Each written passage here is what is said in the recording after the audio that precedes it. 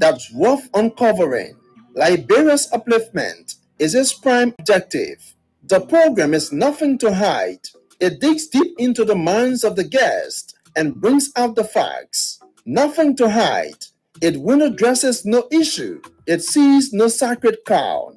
It believes that a government or nation of the people must not work in secrecy. It's on Sky 107.1, Monday to Friday, 3 to 4 o'clock p.m. If we love Liberia, we will be sincere in our dealings with one another.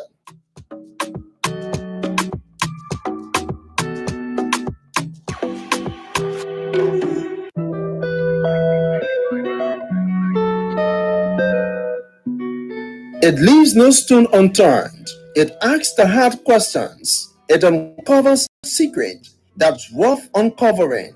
Liberia's upliftment is its prime objective. The program is nothing to hide. It digs deep into the minds of the guest and brings out the facts. Nothing to hide. It window dresses no issue. It sees no sacred cow. It believes that a government or nation of the people must not work in secrecy. It's on Sky 107.1, Monday to Friday, 3 to 4 o'clock p.m. If we love Liberia, we will be sincere in our dealings with one another.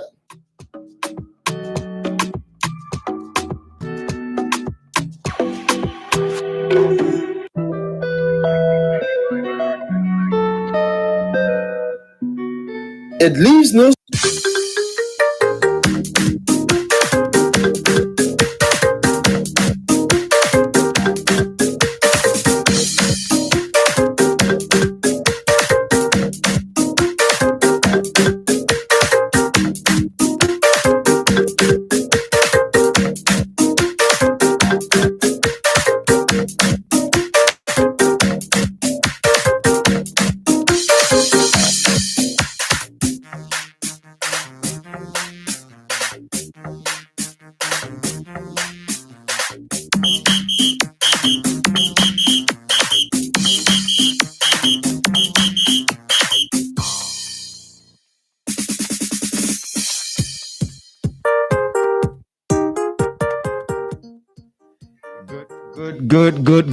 Good afternoon and a pleasant welcome to another interesting edition of the program Nothing to Hide on Sky 107.1. Today is Friday. And guess what again today? I'm being produced by two powerful women, Princess Howard and Bethel. Great women. Today Josephine is not around, so she's not helping. Well, I like it. Every time I see them surround me like this in when I'm doing a job, it makes me happy because they're good people. All right. So this afternoon, we're going to talk a bit about education again. It's very important that while we talk politics a lot, we come back to education. Sometimes we try to slip a little bit in social conversation. We get stuck in the corners doing our analysis at some point, but we come back to education. So talking about that, I'm privileged again to have on his second coming, the executive director, founder and executive director of the Liberia Media Institute, Incorporated, Mr. Bidesco Nyimatumbe. He's here again this afternoon to tell us a bit more. Yesterday, we had a conversation with him. Today, he's back. What has he done? What improvement has he made? And what steps has he taken so far? My name is Matthias Labinde. Today is the 13th day of August, 2021, and we're going to be right back after this break.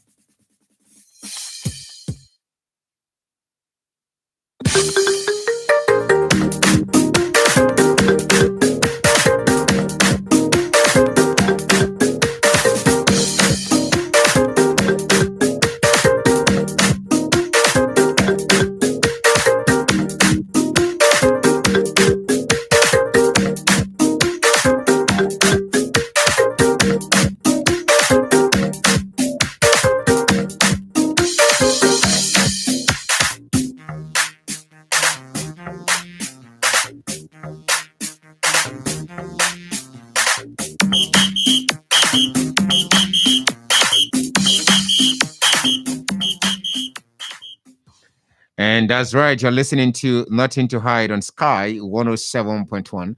We are actually, like I just want to inform you quickly, we're trying to rebrand. rebrand this particular platform. Since I'm on two platforms here on Sky, we are rebranding this one, Nothing to Hide, for some reasons. Yeah. And as we rebrand it, you're going to be getting the real content as the name goes. But until then, we bring you mixed contents right now because the name of the program depicts, that we uncover a number of things. It's a pleasure this afternoon having in studio Mr. Bidesco Yumatume of the Liberia Multimedia Institute Incorporated. He's the founder and executive director. He's here again this afternoon to share with us. Sometime 2 weeks ago, he was here and he told us about this institution, some things he was doing over there, and a lot of people appreciate him for getting into the media as well to assist in educating other young journalists. Now he's back. He has done some things behind the scenes. Some other new developments have been made, but at the same time, with a call for many people to get involved in the education sector in their own weak way to contribute. Today is the 13th day of August, and I'm Matthias.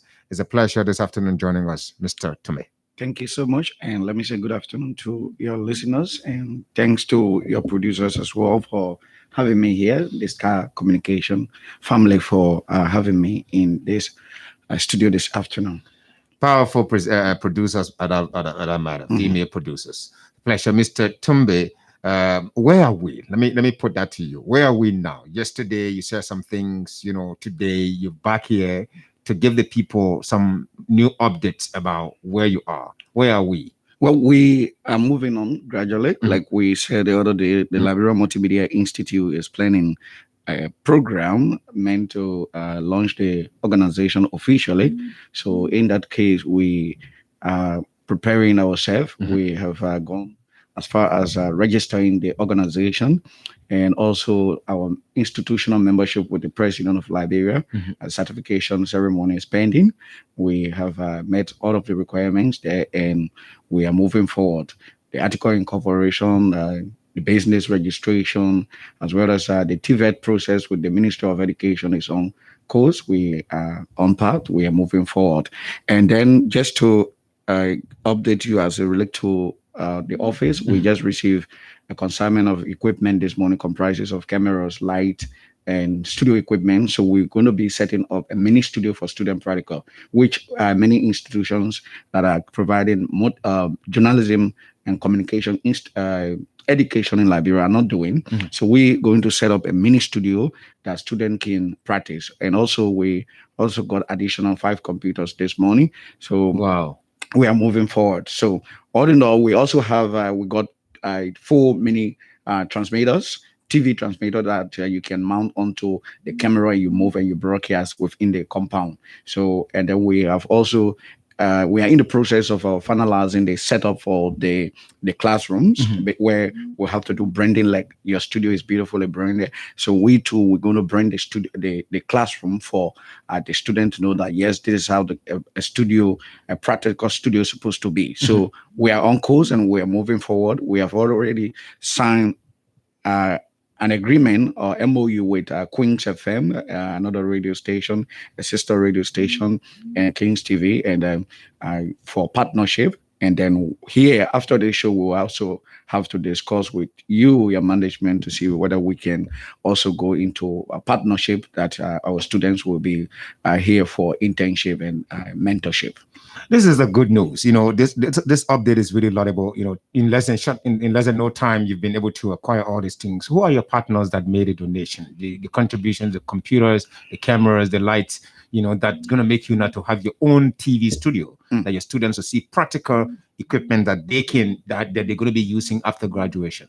Well, the partners are board members. The board members are helping, and also through our little savings, like I told you the other time, and we're trying to make it work. So our partners were able to get us a few of those equipments, and we also add up the shipment and everything. So we are working as a team. We have board members, we have the executive committee, we have people who are coming in, but we are saying that we don't want to limit it to only the board and ourselves. We are open to everyone. We are open for partnership from any organization. What you're doing, Bidesco, I just want to inform you quickly that you may just be making some students to leave their current vocational schools they're in to troop at your area.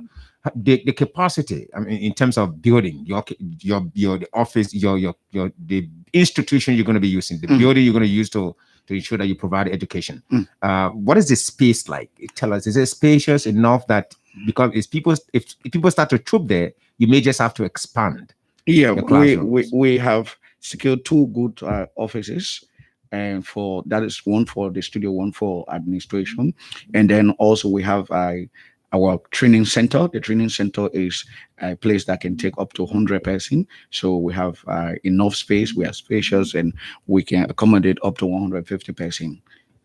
But our training is by cycle and also by section. So we have morning section, that is the early morning section. We start at 10 to 12. We have 12 to 2. We have 2 to 4. We have 4 to 6. So it's by section. So we will not take everybody at a time, because looking at the prevailing pandemic we are going through, the COVID-19. So we cannot just say we will take everybody at once. So what we do is we plan the sections. So if you are busy in the afternoon, you can choose the morning section. If you are busy in the afternoon, you can choose the evening section. So we'll have enough space.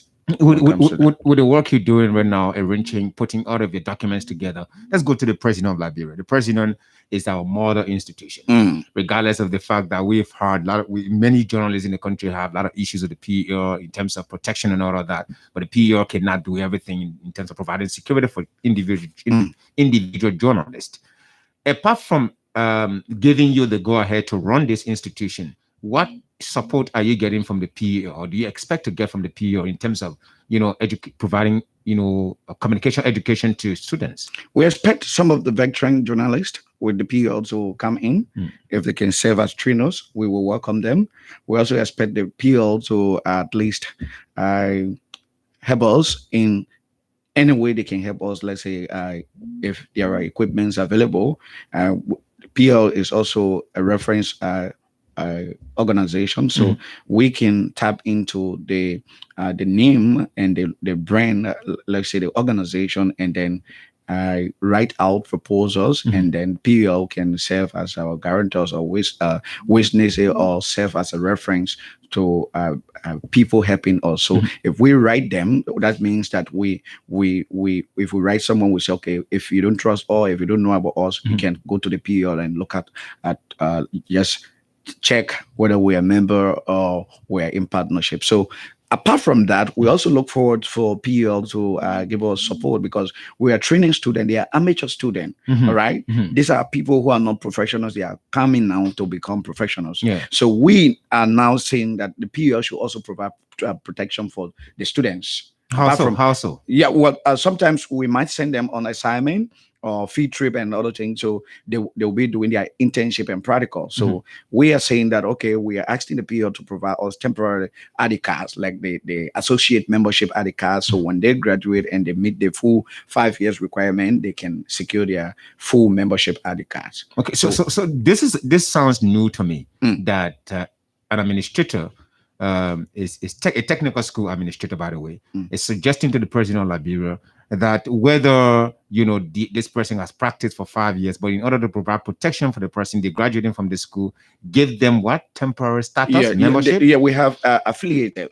Those are people who have not reached the full membership requirement. That's the 5 years.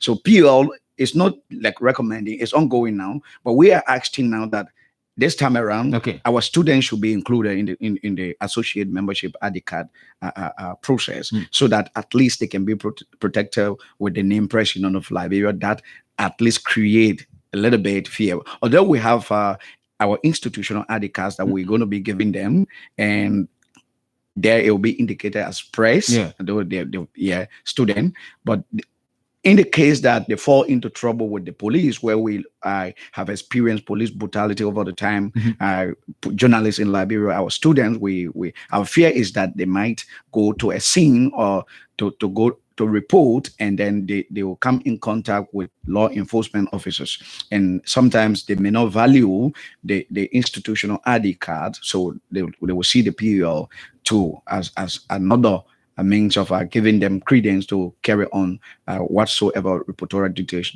they were sent to carry on. You sound really hopeful about the kind of students you're training over there. that they are people that may just come out immediately and start contributing, in the media landscape? Is it because of the kind of sophisticated environment that you intend to provide for them, given the donation you're getting, computers, cameras, lights, that as the before they graduate, they already know how to use a camera and think they can get out there and gather news by themselves. So tell us about the kind of people that you're going to be putting out. Right now, as I speak to you, we have 15 students pending graduation, which will be around December. Okay. After the official launching, we'll conduct one cycle, and that cycle will lead us to November. Then we will prepare for graduation. Then by next year, we'll start recruiting for the next cycle. But the present cycle recruitment is ongoing now. Right. So the kind of people we have produced over the time have brought prestige, or that kind of morale to us, or proudness to us. They have brought us to a full front. Acon, we have produced Acon. An example, I would say I have a lot of students that I have nurtured, I have mentored over the years that can say, yes, okay, we are proud to have an institution that we can also go there and give back to the society. Yeah. So in that, we are hopeful of producing qualified people who are multi-talented or multi-skills. Like the word multimedia means using text, audio, video, animation, everything in one. So we are not producing, or we are not going to produce journalists who are limited only to the camera or to the microphone, only to talk show, or what. We are producing journalists, or we're going to be producing journalists who will be multi-skilled. A job that is meant for 5 to 10 person, this person is able to carry it on smoothly and very easily. So the skills we are going to develop, we're going to provide them with, we're going to help them build their skills and their talent. Already they have the passion, is what we are hopeful that, yes, tomorrow Liberia Multimedia Institute students will be like you. They will be like the host of Jeff Jefferson, like Marka Davis, like Napoleon, that we have produced over the time. That's right. He's Bidesco Nyuma Tumbe. He's the founder and executive director of the Liberia Multimedia Institute Incorporated. Here, giving us information about some, steps he's taken so far to take his institution to another level. It's less than 2 years, but he's producing the first 15 students, and a lot of donations are pouring in. Let's look at the issue, the environment, your space, where you're going to be running your school. Isn't it too remote, as one would put it, that maybe if you're somewhere around Central Monrovia, people will have more interest in running there than all the way inside the Kingsville area in one, Simaka? Yes, Ghana's supermarket, where we have the Japanese freeway now. Yeah, it's not at a remote area. Let me tell you, it's on the main road. Okay. And we have to do what we call decentralization now. We don't have to have all of the educational institution in Central Monrovia, right? Because of the conjunction of the city and then other thing, we decided to go that way so that we have enough space, because we found office space in Central Monrovia, but it was not spacious enough to accommodate the number of students that we want to take. So because of that, that's why we went that way. And the first 15 students were trained in New Georgia Estate. Just imagine, people used to live from Habel. I have a lady practicing on radio now, Christina Blama. She's practicing presently. She used to live from Habe. Another person used to live from Kakata, and another person used to live from all the way Bomi, and another person from Tottenham to come to class. So if they can make the sacrifices, that means that they have the passion. And what about people who in Central Monrovia or who are around town? They too can do so.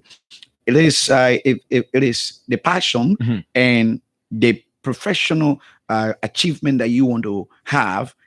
That's what is going to push you to come over there. So education is expensive, but if you try ignorance, it become harmful to you tomorrow. So we know that people right now, no traffic. I took less than 10 minutes to reach to town, because I actually at the office when I send you a message, and in less than 10 minutes I'm in town. And so this morning I took less than 10 minutes to come to town and go back. So we don't have traffic anymore, traffic conjunction from red light, from Freeport Way. So it is a central point, especially Ghana's Bay supermarket area. Let's move on to, the profession. I want us to open it a little bit and we'll get back to your institution. Let's look at the profession, entirely. Do you think that there's a need for us to encourage more female participation or the number is okay, given what you've been around for a very long time, you've worked with a lot of females in many areas. Do you think there's more, in terms of encouraging females to get more involved into media activities, or the number is okay? The number is less. We have to increase it. We have to call on our female counterparts to join the team, to come on board so that they can learn and be empowered. The reason I'm saying that is because over the time I have worked, like you said, I've worked with many females, but sometimes the females come into the profession with the mentality that yes, I will be a presenter, I'll be on TV, on television, and then they forget about the multimedia skills they need to acquire. I've not seen a female editor, especially now. We had a female journalist. We have a female editor here. We have a Okay. female news director. Yeah. I want to get that quick. Yeah, I have not. I want to correct that. No, I have want not to met the correct person. I'm not I saying. am telling you that there is. Okay, now that No, now listen. that we have a Just female. go, hold on. Right. Let me hold you there. Okay. Here in Sky, Mhm. I want to proudly say, Princess Howard is our news director and editor. Okay. Yeah, you have Josephine Ray, who does her own video editing and all of that. So for me, I feel really excited. So I'm asking you as a promoter, as a mentor, as a trainer. Mhm. Seeing women taking major roles in the newsroom, in our media thing, for me, it makes me happy. Should we encourage more, or do you think it's okay? From what we should encourage more. Mhm. And let me say thanks to your females here, your Josephine. princess. Thank you so much for being the editor. And we would need to encourage more females, especially you don't see more females with cameras. We had one photojournalist who died this morning. Charles Etter. And we have Evelyn at Ministry of Information. I think so far the females that I've seen with camera doing their thing like aim. I have not heard of a professional public relation officer who left the mainstream and went into the relation as somebody who hailed from the newsroom. I've only heard them maybe graduated from the university, apply, and they got the job. But somebody who came from the line, from the day they enter journalism, they are staying in journalism. You find out that more females who come into journalism don't remain into the field. They leave. Some of them are bankers, some of them are directors at different areas, and some of them have swapped the profession. But yes, still, we need to encourage females. The reason is they are our workmates. And they what we can do, they can also do that. I've seen somebody who is a news director for CNN. One of the directors is a female. I've seen a camera lady moving with her camera, which weigh almost 25 kg. Yeah, she moved with it, and she was here during the election. Yeah. I've seen somebody from Nigeria like that, and I'm yet to see. I stand to be corrected. I'm yet to see a female who is able to actually be a frontline reporter. All right, because I did frontline reporting, and we went to Africa Coast. I saw foreign females. I could not see somebody from like Iran, our region here. Yeah, so we need to encourage them more. They need to come. They should not feel, and we should not bully them. We should not look at them because they are female and just condemn them. What we should do is we should just encourage them and then teach them how to do it, and then cope with the tension, because journalism is all about tension. And yes, they can become better people, but they can do better than men. From the for your students starts from the classroom. Right. That's why I said from the day you will leave the classroom, you are already a professional. Because from the classroom, we will mentor you how to become a professional person. We'll teach you everything relating to office management and procedure. We'll teach you a little bit English. I don't know English, but we have somebody who is an educator who is specialized in English from the University of Liberia. He's a lecturer there. He will be nurturing our students through basic grammar and so he's there with us also. So that means that if you come out from LMI and you get on the radio like you, somebody will say, okay, like a few weeks ago I invited you to serve as a panelist to Peter Kokwe there, and then also Lincoln College. So that means that some of the students there that I taught last semester, when they saw you, they were proud of you, and they say, okay, we have to exchange numbers. I want to be like you. Yeah. So that's what we do. All right. Mm. From the mentorship I provided to you, now you are one of the best in Liberia, and I'm so proud of that. So Thank you, sir. if we just take you for 3 months, Mhm. you sit with us and you go through the process of training, you come out. We are going to change the media landscape in the next few years. What do you think about, now talking about changing the media landscape? What specifically do you want to change? I just want to leave that open. What specifically do you see happening in the media that is not right from us? Some of the people you've met, some other young guys in the media. What is actually the real problem now from what you've observed entirely? Firstly, I will start with unprofessionalism. Some media practitioners are unprofessional. I don't know, but it should be because of the situation we find ourselves. People leave professionalism and put money first. What is the situation? The situation, the economic hardship, and so forth. So sometimes people do away with professionalism because of being underpaid. Let me tell you that journalists are underpaid, and journalists are the worst people. I'm saying they are the worst people. They report others' issue, but they don't report their own. If people are on strike at MPA, for instance, or other governmental institutions, journalists will rush there. But when journalists are not paid for 4 or 5 months, they don't strike. You're not even going to hear in the public. You don't hear in the public. That is totally against, international standards. So if you are underpaid, do you want us to start agitating? No, you should not agitate, but you should be a whistleblower. You should raise alarm in the sense that you are not protesting, but at least you have to. The advocacy, journalism is advocacy. The advocacy you carrying out there for people to get their salary, you should advocate for yourself.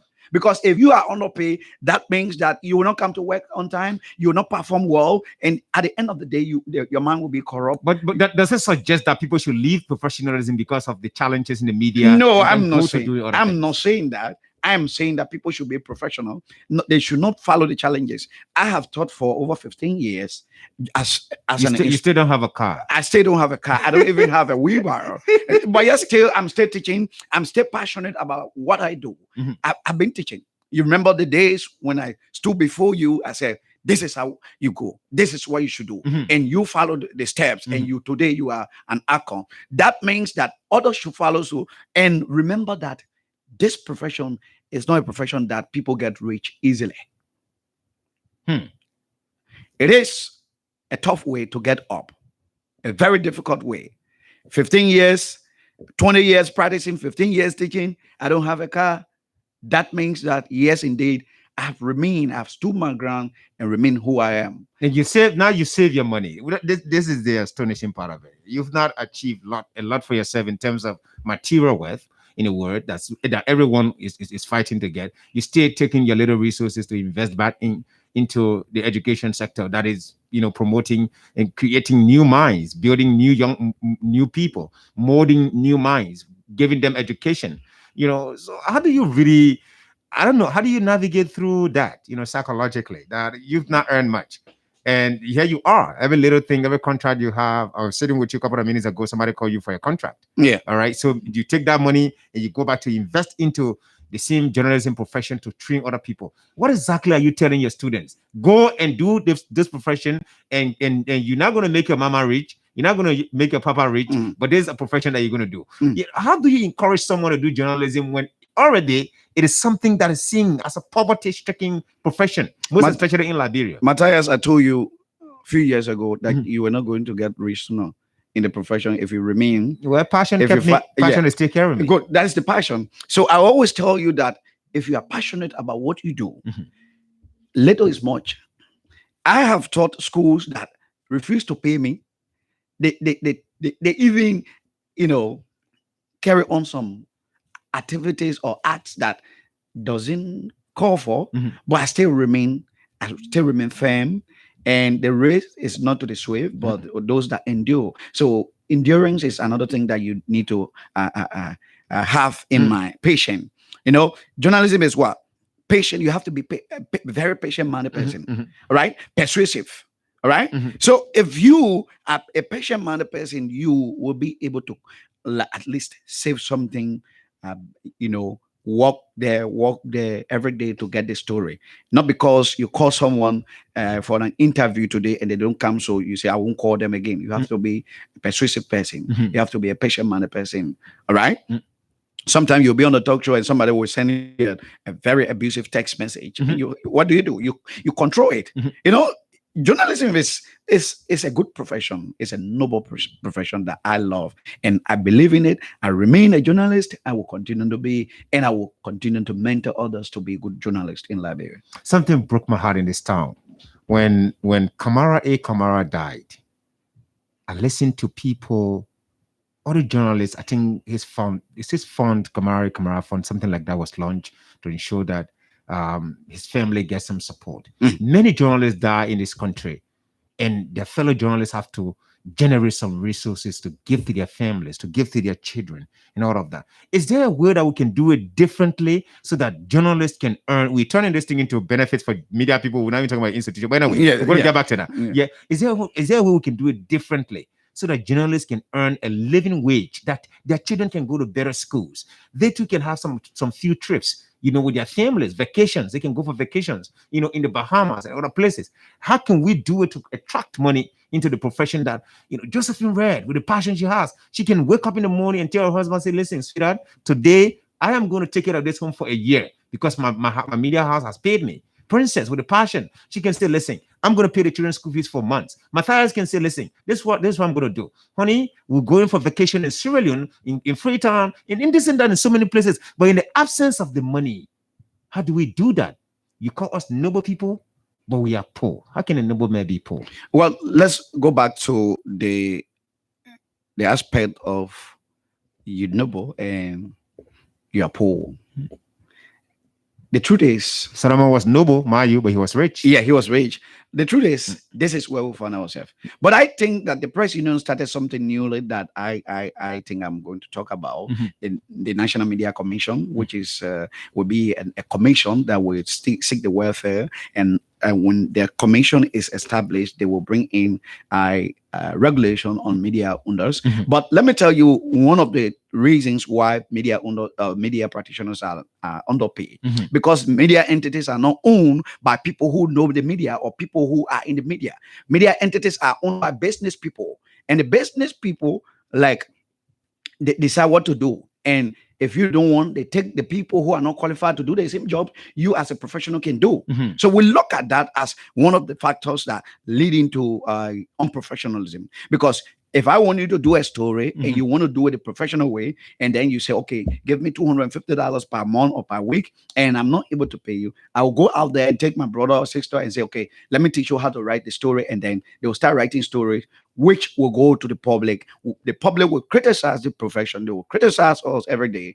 And then at the end of the day, that person will be satisfied with what their brother or uncle will give them. How can we do it differently to earn money for ourselves? The only way we ourselves have to take the media landscape. We have to make the newspapers our own. We have to make the radio station our own. We have to produce our own brand. Mhm. That is, okay, if you at Sky FM here, like my father, Mountain Brown, is here, he being a veteran broadcaster, and he's here, he understands the system.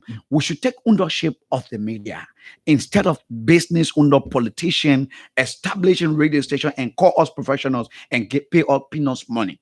You understand? You know, if you notice, 50% of the radio stations that are in Liberia, especially Mosurado County, are owned by politicians. Yeah. And when they want to contest, they'll put the transmitter on. When they lose the election, the transmitter go off. Yeah. Good. Mhm. Even their social media platform they open, they are only active doing what? Election period. So that is just it's not called for. Professionals should come and manage this entity. It's not because Matthias established a particular institution or radio station, he should take his wife, who is not a journalist, to be the head or station manager. That is one of the factor, or is one of the factors that is killing journalism in Liberia. If you and if you an instructor and you sat in the classroom, or you teach people, and you are managing an institution, know that these people have families. They have to pay their way. How many stations here have vehicles to take their workers to and flow? How many stations here have good recorders for their reporter? They don't even have cameras. Reporters go ahead, buy their phones, and they use it for live. Yeah. And they're using it for the station to boost the institution. To boost the institution. But yet still they are not getting back their data they spend. They are not getting back the money they spend. They are not getting back their transportation. So what do you want me? I go around Morovia and get the story. There are stories that need to be told. There are stories that need to be told that people are yearning to hear and read about that particular event or issue. But they are not told because people are not satisfied and people are underpaid, and they facilitate the need to go and get those stories. The facilities are not available. And most of the time, you cannot give me $500 to go Bapulu and come back. How do you expect me to get that information? I can, I won't go. I will go around Mosorado where the transportation can reach me and get out and bring the story from the politician from Capitol Building. I'll tell you, if my student, most of the time, are two stories at radio station, newspapers around here. Because if you go to the Capitol Building and interview representative this and this, and you bring a story to me, and I just look at it and tear it and throw it away in the trash can, because it's not the type of stories we should be reporting. There are untold stories that are yet to be told and that need to be told. And the only way they can be told until the media is getting the needed support. Yeah. Now, but let's go back a bit now to your school. Now, you've talked, you just make my heart to melt this afternoon, on the issue of, money, support, getting to journalists. Of course, this is a difficult thing. Now, going back to the school, you have all of these prevailing circumstances affecting the media. I know sometimes you tell them, you see all these things that are going on, Matthias is still on the radio. All these things are going on, Jeff is still a news editor, at Freedom FM, But what exactly is that particular niche that you are nailing on, hitting on, particularly that to give your students hope that despite the many challenges in the profession, still do it? With the exception of the students themselves having passion and saying the word passion should exist in them, what exactly is that thing that you're saying to them? That listen, no matter what, here is why you should do journalism. Why should they still go into the profession despite the challenges that Matthias is going through, Josephine is going through, other journalists are going through in this country? The first thing is, in the Bible, there were journalists. The beginning of the word, there were journalists. The first angels that left from heaven to bring information down here were journalists, because they were announcers. The angels that came to visit Mary, they journalists. Broadcasters, right? Yeah, they were broadcasters. They came to inform. So it tells you that this is where you find yourself. It's a unique profession. Yeah, it's a unique profession. This is where you find yourself. Remain there. Perseverance is what should keep you. No matter what, you will not get paid. You get insulted by directors. Sometimes they will beat you. Sometimes, I've seen that in other countries, in other newsrooms, in Ghana, in Nigeria, in the States. People fight when the news time is reaching. People, you see director and a reporter fighting for the script. But I will always tell you that this is where you find yourself. This is a unique profession. Don't give up. Look up to tomorrow. And you have to get back to the society. So look up to tomorrow so you can end up being a government official. No. You get appointed as a politician. No. And all of that. So what I'm saying is, look up to tomorrow. Tomorrow, it will get better. But remember, you have to serve your society. If we never had journalists in heaven, Mary wouldn't have been informed that she was going to get pregnant as a virgin. So there was someone serving. So we are serving a purpose. Like the minister serving the government and the people, we are also serving. Like the taxi driver who drove me from where I was in Ghana's way to come here, he is serving the society. Thank you. Giving back to the country. Thank you so much. The lines are busting. People are really true with what you're saying. But let me just share something with you, right? You were talking about sometime in the newsroom fights occur. True stories. Sometimes somebody brought a story and thing, and then the other person is saying, there's this joke that we usually share. The guy who knows it is this guy. I want to mention the P-Nas Moba knows how to make a story to appear useless. The guy enters the news and says, look, editor, tell this guy to get up on that thing. That chicken chin story is tapping on there. I brought the breaking news story. But these are all fun, right? Yeah. But one day, Matthias Dafa and I were going to read news on Red Power. Yeah, that was in Brazil. Princess was there as well. Amazing team, right? So I was doing the bulletin, Matthias was doing the presentation. We collected the file, everything. So Matthias had gone to the studio. He was returning. He forgot something in the newsroom. But on his way, Princess was producing us that day. She was behind the ball. On his way back, to the newsroom to get whatever he left. And we just met that kind of way. I'm in a hurry. And we hate each other. All of the papers scatter. His headline, everything. And we had just 1 minute. We had to sit down. This is deadline pressure. I saw that professional man. His headlines that he scripted, everything went missing. Did you know that Matthias read the headlines without looking at that paper? Yeah, that is the job. I didn't even know where to start from to read the bulletin. When we were at Star Radio, for instance, again, Matthias and I and the others, we had issues like that. Sometimes you go and the actualities, the voices are missing. The computer is off. How do you go ahead and broadcast? How do you go ahead and edit news? And the news is time, you know that. Yeah. And then we are fighting for that time. Yeah. So sometimes somebody will make someone will just make you angry, and you'll fight, you'll bust the computer. After that, you guys can sit down. Sometimes you'll take a walk. Sometimes if the news come out after the news, everybody like we'll have that deadline is very critical to deal with in the newsroom. And I have been through that a lot. Thank you so much. He's the founder and executive director of the Liberia Multimedia Institute. It's fun having a conversation with him all the time. Even up to the time I'm conducting interview with him, I'm still learning new things. No, folks, I want to tell you this profession is really, really good. I don't know about you, but it's good. I love it. Waking up, I want to wake up every day knowing that I'm a journalist, and I wish to be that absolute independent journalist. You are there listening to us. Join us now on the program. Call us on 0777-777-107, 0777-221-223. The numbers you can call us on. I want to, okay, by next week, anyway, please walk away from your monitor. Reduce. Hello. Good afternoon, Matthias. Good afternoon. Let's hear you. And good afternoon to the senior brother. Good afternoon. I'm Emma Simaka. I do join you from Northern Africa. Oh, Emma's, go ahead. Emma's Kemoka is just maybe in the traffic, but I was just saying that the profession is so noble that you get to read every subject matter. Economics. Why would a doctor be concerned about agriculture, for example? Maybe he may not have time to read about agricultural news, but if you're a journalist, out of the things, social issues, political issues, health issues, you're on top of them. If you read, you can get out of here and serve as public relations officer at any other sector. But Binesco, let me get back to you. Now, with all these challenges you've explained, I know many times you tell them a lot in the classroom that, well, this profession does not have money. We have this person. Let's talk to this person first. Good afternoon. Good afternoon, Matthias. Good afternoon, sir. Good afternoon, your studio guest. Good afternoon, sir. My name is David E. Harris, and I call from Florida. Go ahead, sir. Go ahead. Yeah, you talk about creating. What? Just walk away from that person. Hello. David Harris. Yeah, just walk away from that guy that is doing the noise at the background there. So call us back on the numbers 0777-777-107, 0777-221-223. The numbers you can call us on to participate. We had a situation at our own vocational school where we went to.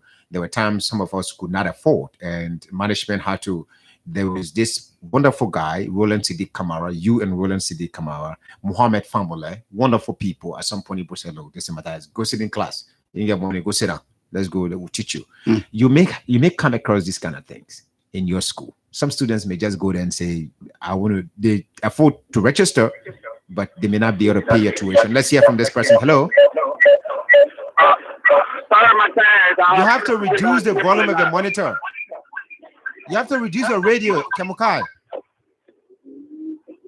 Kemokai, you have to. Yeah. Go ahead, sir.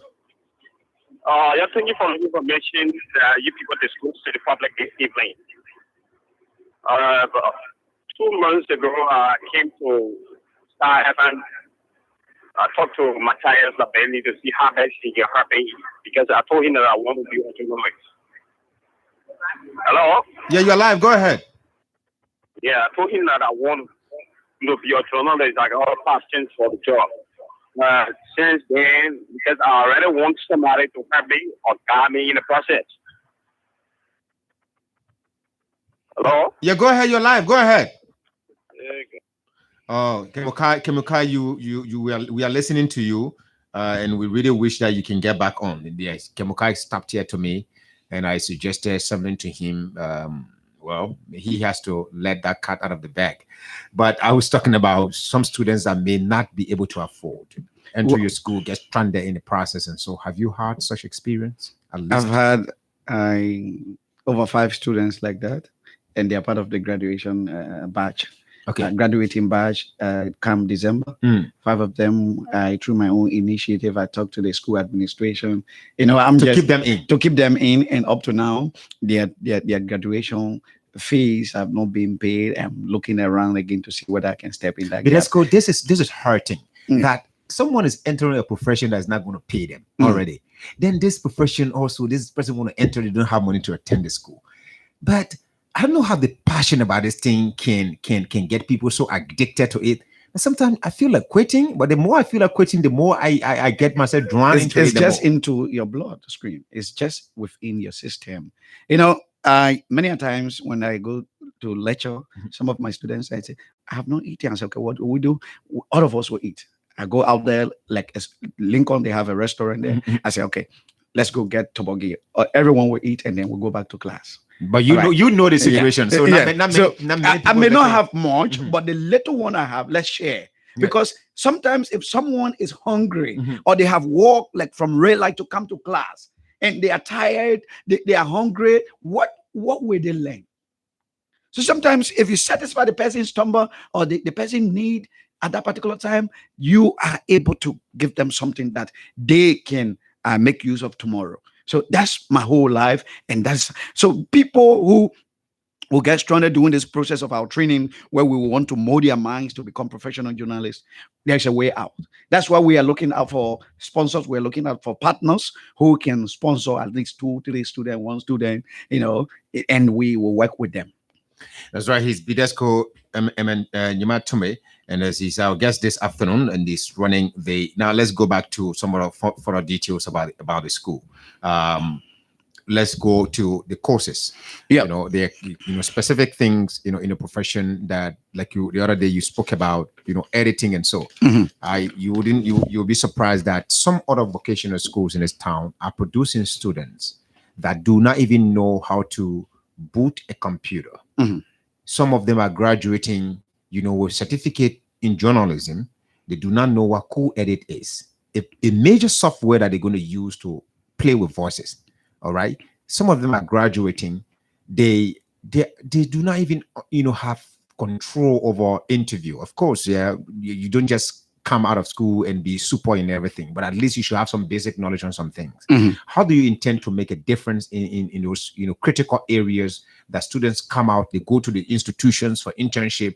The institution expect that you take something with you Mhm. as an intern, that it is based on your performance, you're going to stay there. But if you get to the institution and then you appear very green, like you never been to class, most of the time you end your internship and you get back to your school. The school have to find a job for you. Mhm. Internship is basically apprenticeship. You stay in a place, you get a job. Mhm. If possible, you get a job. If you don't perform, you may most likely not stay around. How do you intend to make a difference in those areas? That's why we have 70% practical and 30% theory. So the classroom has 30% activities. Then we have 70% practical. That means that equipments are available, Mhm. recorders. There are journalists who are in town here, they don't know how to put on a camera. They don't know how to switch on a camera. Mhm. There are people who don't know, journalists who don't know what is HDMI call, VGA. They don't know how to set up even their own recorder. So for us, that's why we said we have a studio. We're setting up a studio for practical. So if you are going to be a talk show host like you are going to be carry or taken to the studio, and then you practice there. And then your mistakes, your errors will be worked on, and then until we see that you have improved. Well, you put them on the camera. They present a program. They present a program in practical. In practical, they sit on the When they radio, get and on the radio they will broadcast for their colleague around there in the building, because we have many, like I told you, we have mini transmitters. Mhm. They are mobile transmitters. So what will happen is we will take they will be broadcasting. Their colleagues will be listening. Even their family members who live around there can listen. We have like 100 feet. You can listen.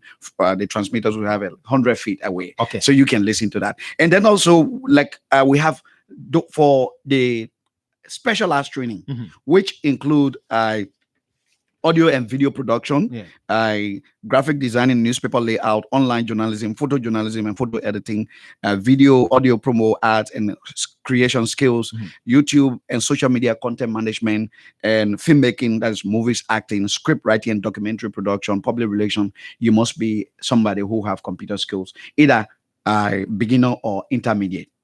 Right? Because you are going to work with computer directly. So for these particular courses, the requirement is when you come to register and you fill in your admission form, they will give you your entrance. There is computer. They give you computer.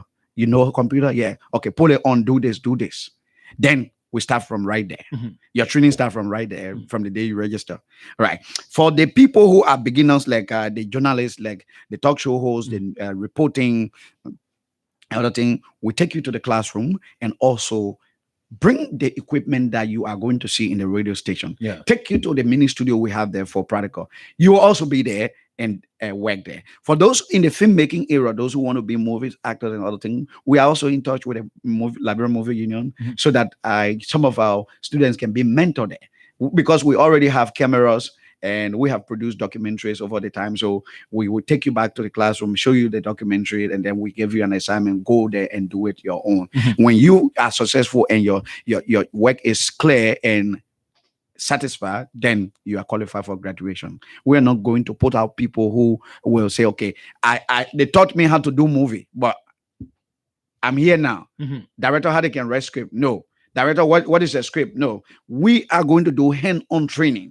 Okay. What we say, if we tell you microphone, you're going to see a microphone and you're going to see the different types. If we say camera, we're going to show you the one you are using in the studio here, the one they use on the field, and every other camera, we're going to show it to you. We have PD's camera, we have 3CCDs, we have modern cameras, we have olden cameras that my father Barbers and used to carry on.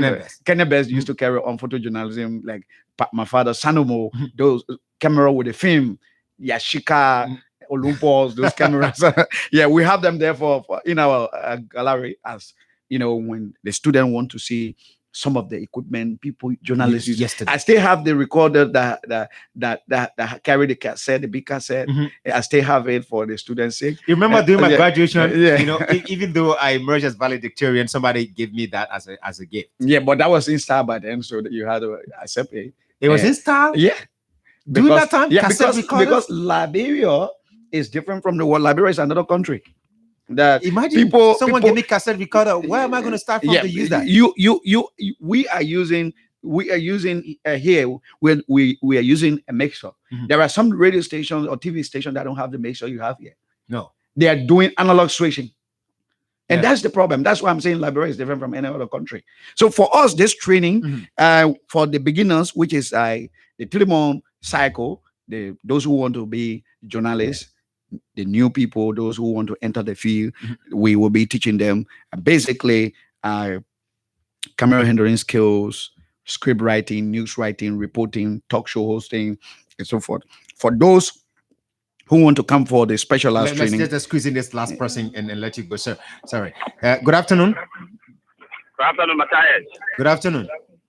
I want to get some clarifications. Like, it's working Amos Makai. Okay, Amos, go ahead.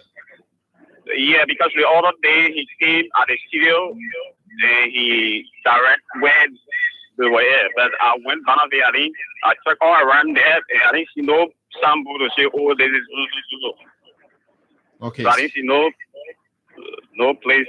You okay? All right. You talk. Okay. Thank you. But just keep listening. Stay put. He's gonna tell you that. Go ahead. It's like so here. The specialized area, the video editing, you know that, like I told you the other day, you know that these movies that we see on the screen and we see the person die, but the person will act in another movie. You see the blood shooting. It's just effects. Effect. It's done through the software, right? We got vMix, we got Final Cut, we got all of the editing software. So if a student come there and they say, okay, I want to do video editing, what we do is we give you the entire package. We give you the software. We install it on your computer so that you can be able, if you have a computer, we install it on your computer. After the classroom, you go home and practice. If you want to do a journalism, like you want to do cool editing, Adobe Audition, we give you the software. We give you the latest. We're not charging you for it as a student. Yeah, we'll give it to you. If you want to buy equipment, we also serve as a consultant to our students. We tell you which equipment to buy and how it works. We also take you through. If you bring your camera, your computer, and then the instructors there will take you through your equipment and teach you how to use it. If you want to do graphic designing, for instance, you'll start designing our flyers. Right there, you have to do something. Yeah, so the instructors are there to guide you through the process. This is a tedious work for the instructors, I must say.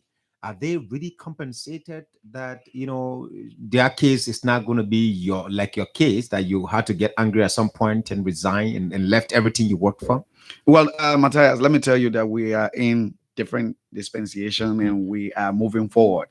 I have experienced a lot of bad labor practices. I would not take my professional colleagues and some people who have experienced journalism for years and bring them on board and say, okay, this is transportation. No, something good is there. Something is going on. Something good is there. And something good have already started happening last month. For while we are still in the recruitment process, people got something and they say, oh, what's up? Smiles, right? Yeah. Okay. So we are inside and we're moving forward. So 1 minute, 30 seconds. Let's wrap up. Help Kemokai. He needs the location and any other information you would like to share with the public. Well, Kemokai, sorry, the branding process is ongoing because we changed location from New Georgia Estate to Simako Junction. So the branding process is ongoing. It will be finalized this week, which is today or tomorrow. But next week, when you come over there at Ghana's Bay Supermarket, Small Simako Junction. Ghana's Bay Supermarket, Small Simako Junction.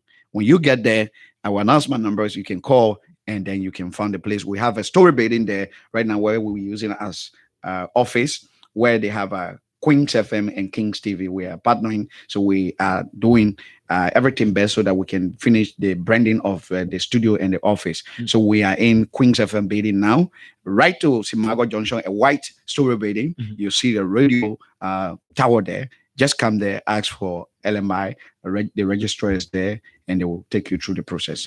Thank you so much, Bidesco. It's always a pleasure having you. He's the founder and executive director of LMI. LMI is the Liberia Multimedia Institute. That's what the time do you have? Yeah, so let me just squeeze in. If you want to get us 0776 535 703 and 0886 535 703. 0776 535 703. 0886 535 703. Facebook, Liberia Multimedia Institute. WhatsApp, you can send it on the same numbers. Thank you so much. Thanks, Bidesco. And quickly, this quote from Chairman Moba Molu of the CDC. He said, never argue with a fool. Onlookers may not be able to tell the difference. Ignore your opponents' mischiefs. They will prove to be fools themselves. That's our motivational message for today. Have yourselves a wonderful weekend. Enjoy. Don't do anything bad like Julius Boogie. Have yourselves a wonderful weekend.